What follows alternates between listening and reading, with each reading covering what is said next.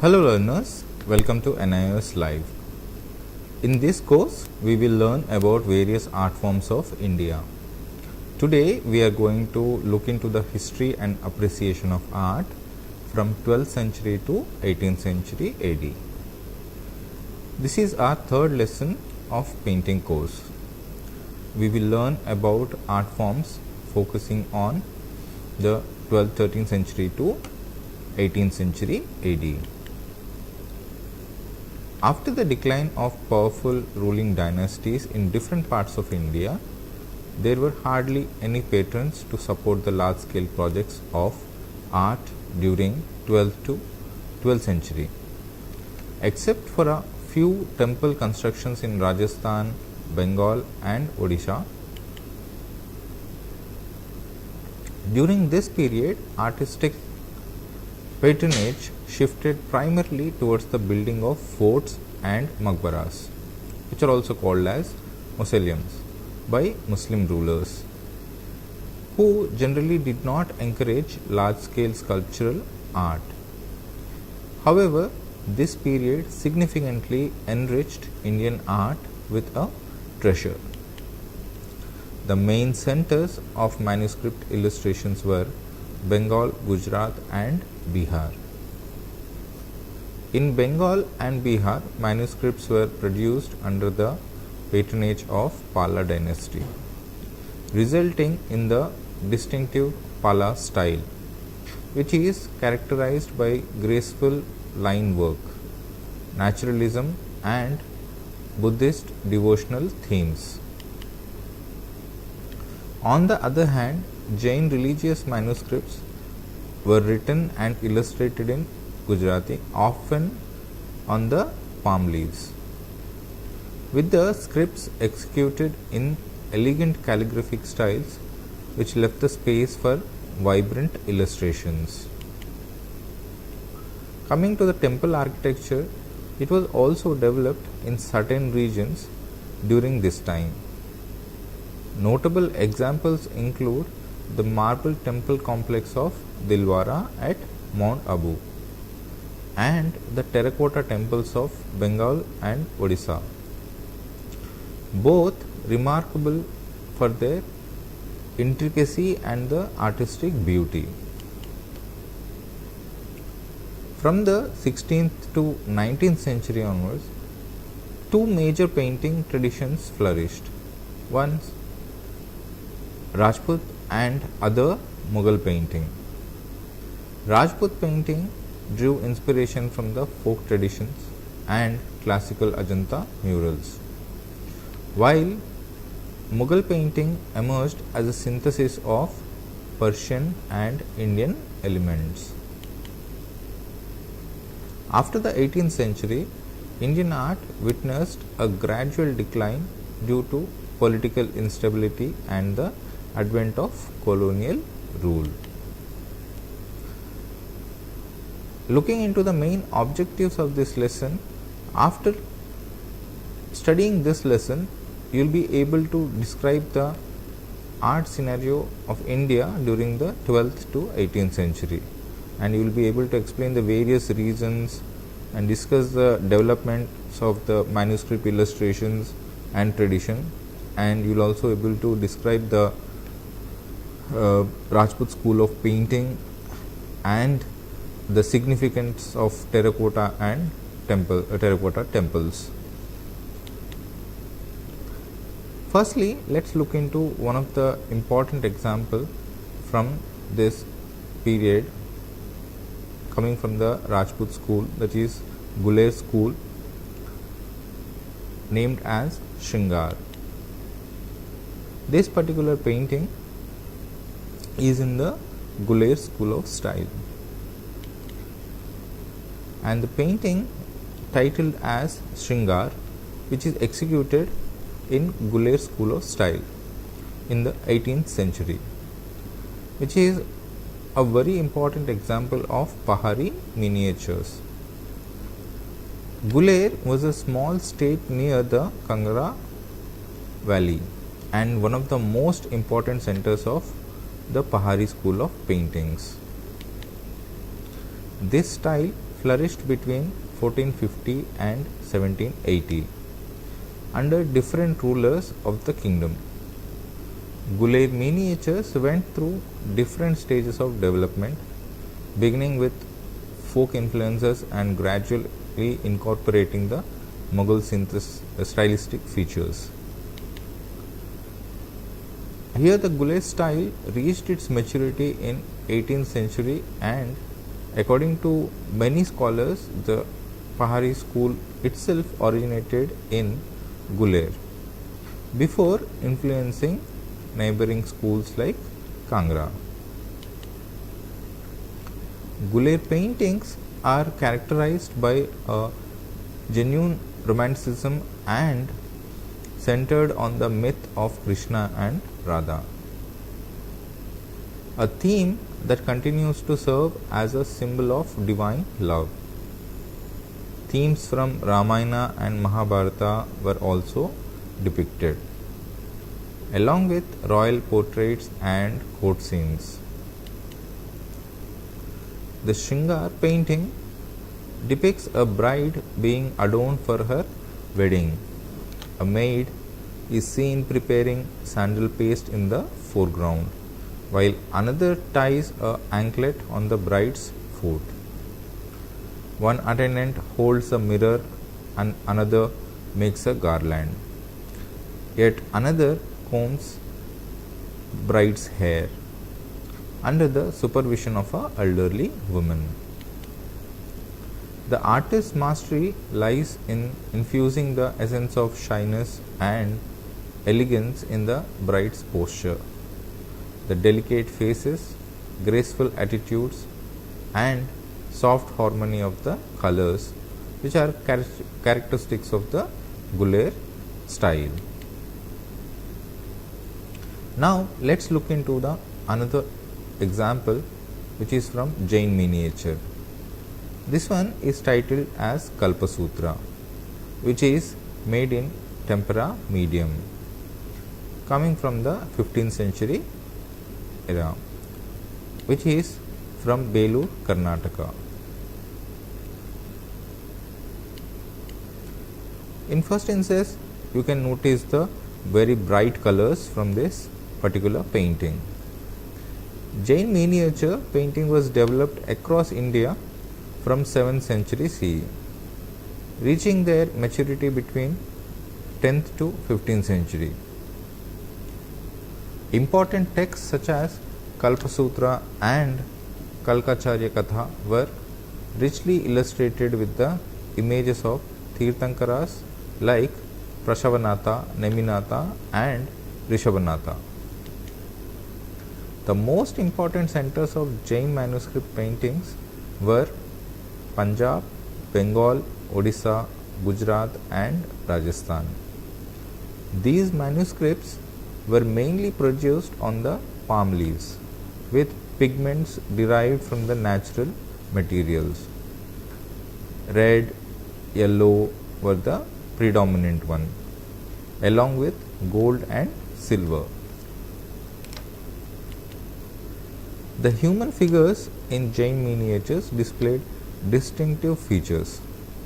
The heads are in profile, but both the eyes are shown frontally, sometimes extending beyond the facial outline. The torsos are rendered frontally, and female figures are often heavily ornamented. The compositions are marked by decorative line work and the frequent use of dotted embellishments.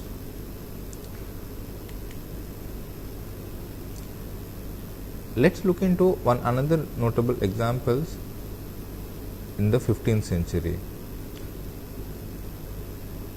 Here the Kalpasutra, the painting where the space is also divided into squares and rectangles, each segment narrating a different parts of the story.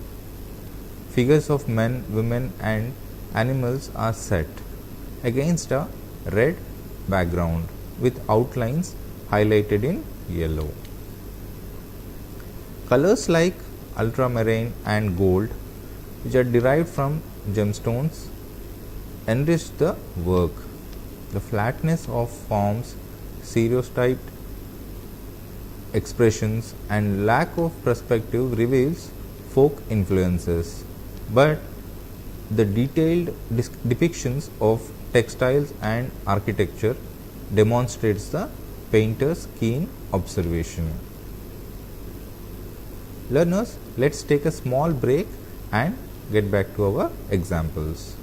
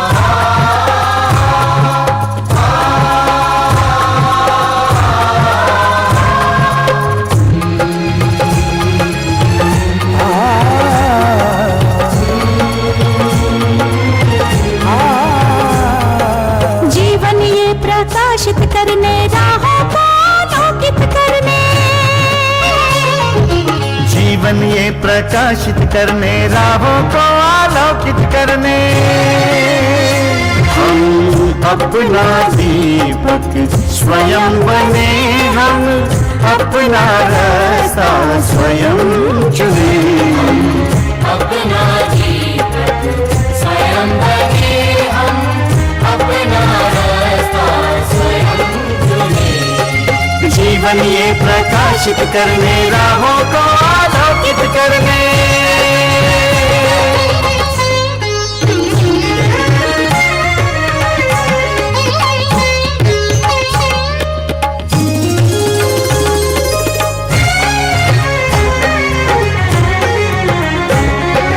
धन साधन समय की सीमा से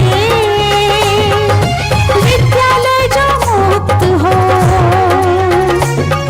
धन साधन समय की सीमा से विद्यालय जो मुक्त हो।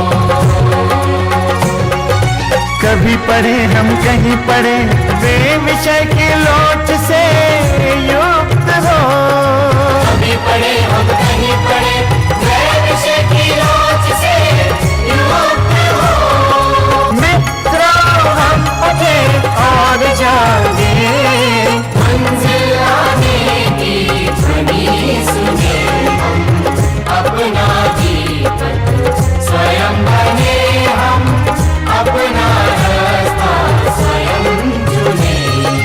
जीवन ये प्रकाशित करने, राहों को आलोकित करने।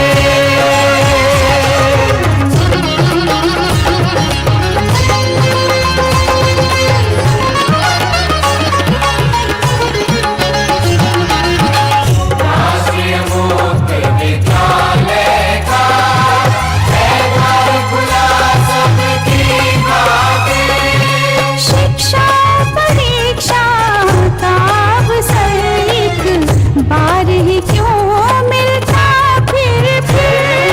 शिक्षा परीक्षा का अवसर एक बार ही क्यों मिलता फिर दुनिया में इसके केंद्र बहुत, कोई मन चाहा केंद्र चुने, हम अपना दीपक स्वयं बने, हम अपना रास्ता स्वयं चुने। कोई मन चाहा केंद्र चुने,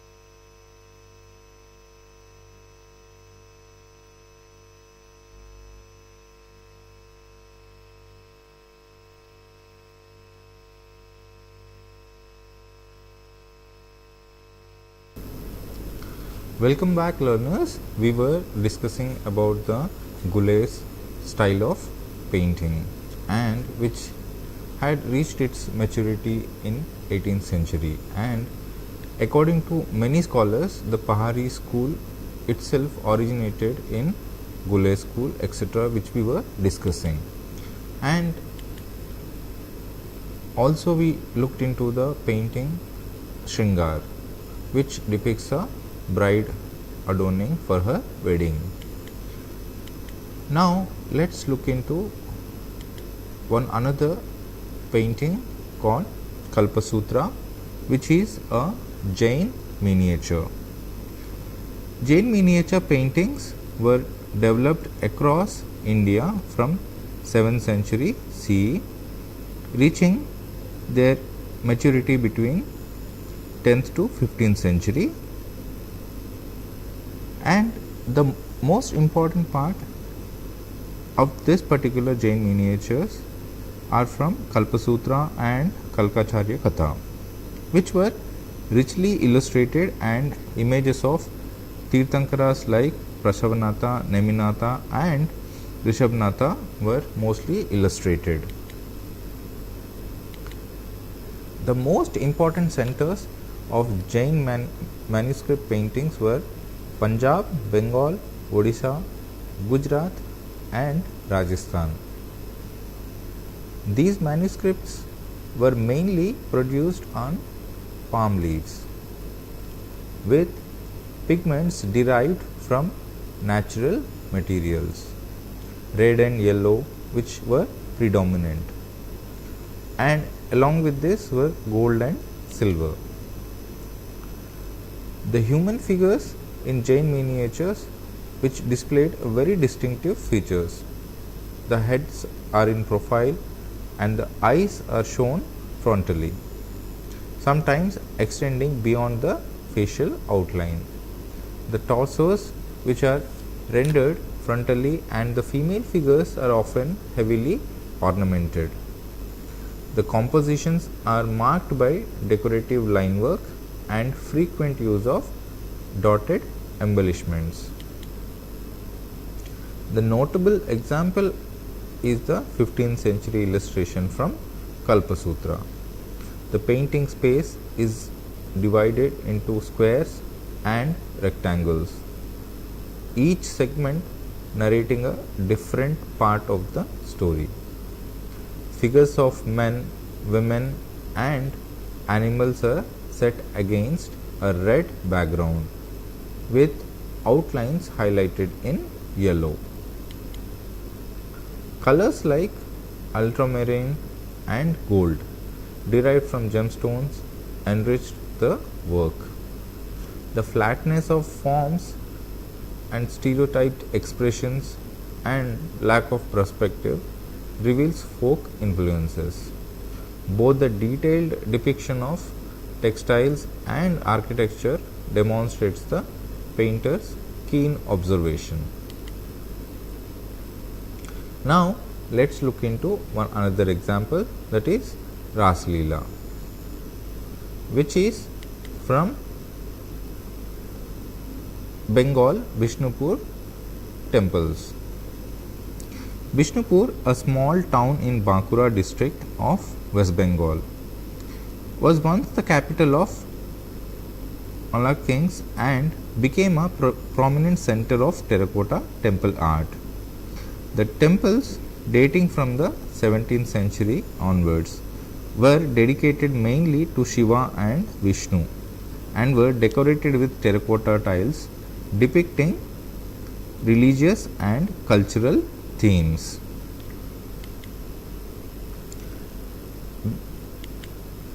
The temple architecture followed the Bengal thatched hut design, often in single or double